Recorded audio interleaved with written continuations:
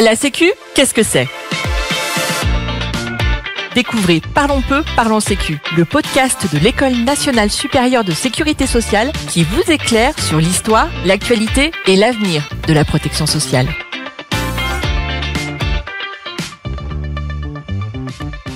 Bienvenue dans ce nouvel épisode du podcast dédié aux grandes questions de la protection sociale. Aujourd'hui, nous allons explorer une question essentielle au cœur de notre système de santé, comment sont financés les hôpitaux. Pour mieux comprendre les enjeux et les mécanismes de ce financement, nous avons le plaisir d'accueillir Jean-Philippe Vincent, inspecteur général des affaires sociales et conseiller scientifique de l'EN3S. Bonjour Jean-Philippe et merci d'être avec nous. Bonjour Julie.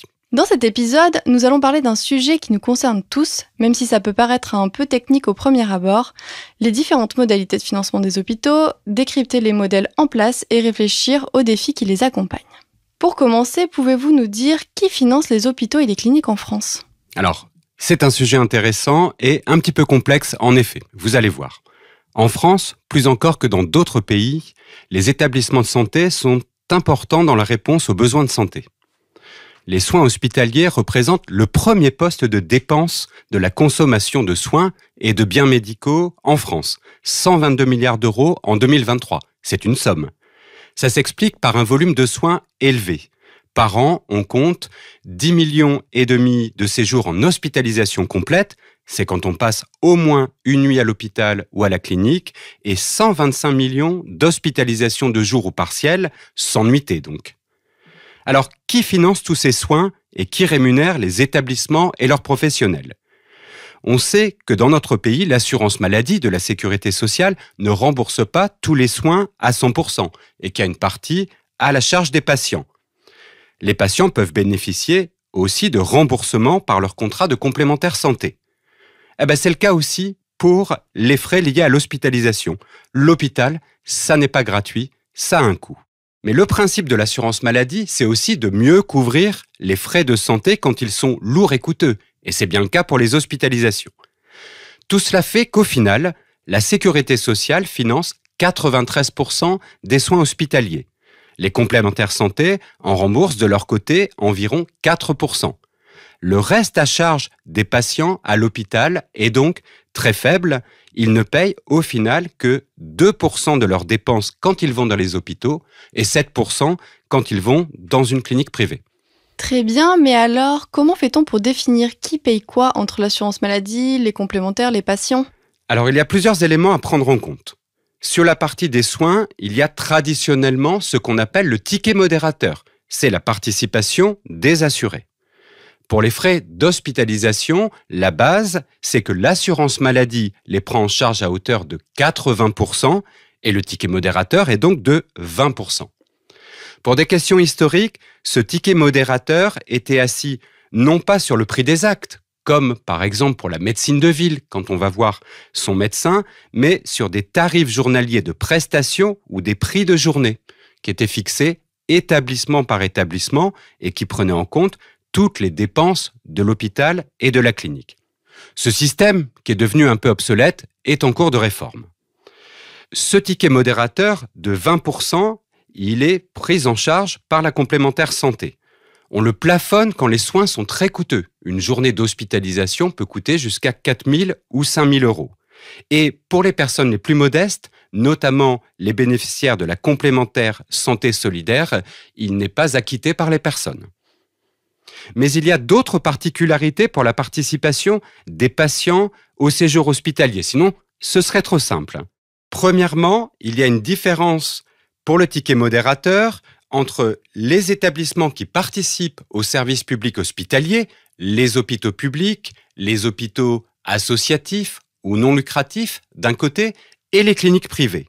Dans les cliniques, les médecins, chirurgiens, anesthésistes ne sont pas des salariés. Ce sont des professionnels libéraux. Ils facturent donc aussi des actes qui font l'objet d'un ticket modérateur et d'un remboursement par l'assurance maladie et la complémentaire santé de l'assuré. Deuxième point, quand vous êtes hospitalisé pour quelques jours, on vous donne le gîte et le couvert, ainsi que des draps propres, bien sûr. C'est la partie hôtelière. L'établissement facture donc aux patients un forfait journalier hospitalier, la somme due pour ses frais d'hébergement et de repas. Ce forfait journalier, il est actuellement de 20 € par jour en hôpital comme en clinique. Il n'est pas remboursé par la sécurité sociale, mais votre complémentaire, en fonction de votre contrat, peut le prendre à sa charge. Il faut savoir aussi que les établissements peuvent facturer en complément des prestations spéciales à votre demande. Une chambre individuelle ou plus agréable. Un forfait pour avoir la télévision dans sa chambre. Troisièmement, il y a les passages aux urgences qui font l'objet d'une participation spécifique. Face à l'augmentation des passages aux urgences dans notre pays, plus de 17 millions de passages par an, on a souhaité plus responsabiliser les patients pour aller voir plutôt leur médecin traitant ou une maison médicale de garde s'il n'y a pas d'urgence vitale. Pour les passages aux urgences qui ne sont pas suivis d'une hospitalisation, depuis 2022, on facture aux patients un forfait urgence d'un montant d'un peu moins de 20 €. Ce forfait est généralement remboursé intégralement par la complémentaire santé. Et en plus, il est abaissé à 8 € pour les personnes qui sont en affection de longue durée, prises en charge à 100% par la sécurité sociale ou qui ont eu un accident du travail. Et dans certains cas, le forfait de passage aux urgences n'est même pas facturé, par exemple pour les femmes enceintes, pour les bénéficiaires d'une pension d'invalidité ou les bénéficiaires de l'aide médicale de l'État. En conclusion, sur ces participations des patients, et même si l'assurance maladie rembourse une grande partie des frais, il est bon de se renseigner auprès de sa complémentaire santé pour connaître son niveau de remboursement pour tous les autres frais. Je reviens sur le financement direct de l'assurance maladie aux hôpitaux et aux cliniques. Cela représente une grosse somme, 115 milliards d'euros. Comment fait-on pour les verser ? Allouer les financements de l'assurance maladie en fonction des soins réalisés par chaque acteur du système de santé, ça s'appelle la tarification. Il faut savoir qu'au fil du temps, la manière de payer les hôpitaux a beaucoup évolué. Jusqu'en 1983, on utilisait un système qu'on appelle un paiement sous la forme d'un prix de journée. En gros, l'hôpital, public ou associatif, ou la clinique était payé pour chaque jour passé par le patient dans un lit de l'établissement. En gros, plus les gens restaient longtemps dans l'établissement, plus il était payé. Et ça a posé des problèmes. Le système a entraîné une forte augmentation des dépenses parce qu'il n'y avait pas vraiment de limite budgétaire. C'est un peu comme si on disait à quelqu'un « dépense et je te rembourse tout ». En 1983, pour les hôpitaux publics et les hôpitaux associatifs, on a mis en place un nouveau système, le système du budget global. Chaque établissement recevait une somme d'argent globale pour l'année de l'assurance maladie basée sur son budget de l'année précédente. Ce système, il était maîtrisé, mais en pratique, il a eu des effets pervers. Il a figé les inégalités entre les hôpitaux qui étaient bien dotés au départ et ceux qui étaient moins bien dotés. Et en plus, comme aucun déficit ne menaçait vraiment la survie d'un hôpital, ça a laissé perdurer des inefficacités. Les cliniques privées, elles, continuaient à être payées au prix de journée. Et c'est là qu'arrive la fameuse réforme de la tarification à l'activité, appelée T2A, dont on entend souvent parler. Elle a été introduite en 2004 avec l'idée de répondre aux défauts du budget global et du prix de journée. On voulait un système plus juste et qui incite aussi les hôpitaux à être plus efficaces, à mieux répondre aux besoins de santé. En gros, et je vous passe tous les raffinements techniques de ce système, on a classé les séjours en 700 groupes homogènes de malades, définis en fonction de la maladie en question, des actes médicaux réalisés et des caractéristiques du patient. Et à chaque groupe de malades, on a associé un prix avec des groupes homogènes de séjours qui ont un tarif national. Et donc, au final, l'hôpital ou la clinique est payé en fonction du nombre et du type de séjour qu'il réalise. La conséquence, c'est que si un hôpital fait plus d'opérations, de la cataracte par exemple, il sera plus payé pour cela. Parce que la T2A a été mise en place pour toutes les activités de médecine, de chirurgie et d'obstétrique. Alors ces règles sont les mêmes pour tout le monde et pour toutes les catégories d'établissements ? Ah ça non, il y a des nuances. Par exemple, la T2A n'a pas modifié le mode de calcul du ticket modérateur à l'hôpital, comme on l'a vu, toujours basé sur des tarifs journaliers. Dans les cliniques, en revanche, le ticket modérateur est maintenant calculé sur le tarif du groupe homogène de séjour. Et ensuite, la T2A n'a pas été appliquée au financement de toutes les activités hospitalières. L'assurance maladie verse des dotations et des forfaits aux hôpitaux pour financer d'autres types de dépenses comme les missions d'intérêt général et notamment l'accueil des urgences, des missions de recherche et d'enseignement. Et enfin, la T2A ne concerne pas les activités de psychiatrie ou de soins de suite et de rééducation. Alors quel est le bilan de la mise en œuvre de la T2A ? Des études montrent que la T2A a amélioré l'attractivité des hôpitaux publics et qu'il y a une meilleure répartition des ressources entre les activités, les établissements et les régions. On a aussi observé une augmentation de l'activité chirurgicale dans le secteur public après sa mise en place. Mais on entend aussi des critiques sur la T2A. Une des principales, c'est que la T2A peut inciter à développer de manière opportuniste l'activité, à multiplier les séjours, parfois même quand ce n'est pas forcément nécessaire.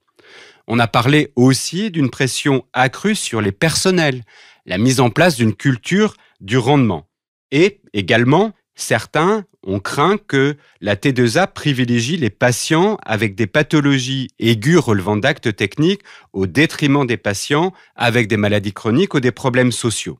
Et donc, qu'à ce titre, les cliniques ont été plus avantagées par la T2A parce qu'elles n'ont pas cette mission de service public d'accueillir l'ensemble des patients. C'est pour ça que depuis quelques années, on essaie de réformer la T2A. Tout à fait. L'idée n'est pas de revenir complètement en arrière, mais de réduire la part du financement qui est uniquement basée sur l'activité et la T2A. D'abord, il faut savoir que la T2A n'a jamais représenté, comme certains ont pu le dire, 100% du financement des hôpitaux. La part T2A représentait 70% de ce financement en 2018, au moment où a été lancée une mission de réforme du financement des hôpitaux. Les préconisations qui ont été faites étaient de faire revenir à environ 50% du financement la part de la T2A et en contrepartie de mieux prendre en compte d'autres aspects comme la qualité des soins, la pertinence des actes, la coordination des parcours entre les différents acteurs. Concrètement, ça s'est déjà traduit, par exemple, par l'introduction d'incitations financières liées à la qualité avec des indicateurs définis pour allouer ces financements. On a cherché aussi à développer des financements forfaitaires pour la prise en charge, par exemple, des maladies chroniques. D'un autre côté, ce qui montre qu'aucun système de financement n'est idéal en soi, on a cherché à introduire une prise en compte de l'activité dans les secteurs où la T2A n'avait pas été mise en place. C'est le cas de la psychiatrie et des soins de suite et de réadaptation, où une réforme du financement est également en cours. On voit donc que le sujet est complexe et qu'il n'est pas clos. Le président de la République a annoncé en 2023 vouloir sortir encore plus de la tarification à l'activité à horizon 2025 pour aller vers un financement aussi basé sur des objectifs de santé publique, mieux soigner la population et aussi une responsabilité territoriale des établissements. Une nouvelle mission de réforme de la tarification des hôpitaux est donc en cours pour essayer de définir les contours de ce nouveau système. On est donc dans un domaine en constante évolution. Merci beaucoup Jean-Philippe pour cet éclairage. Merci beaucoup à vous. Nous espérons que cet épisode vous a permis de mieux comprendre les rouages du financement hospitalier. À bientôt pour un prochain épisode. Vous venez d'écouter Parlons peu, parlons sécu, un podcast de l'EN3S, l'École nationale supérieure de sécurité sociale. Retrouvez prochainement un nouvel épisode pour décrypter ensemble les enjeux de la protection sociale.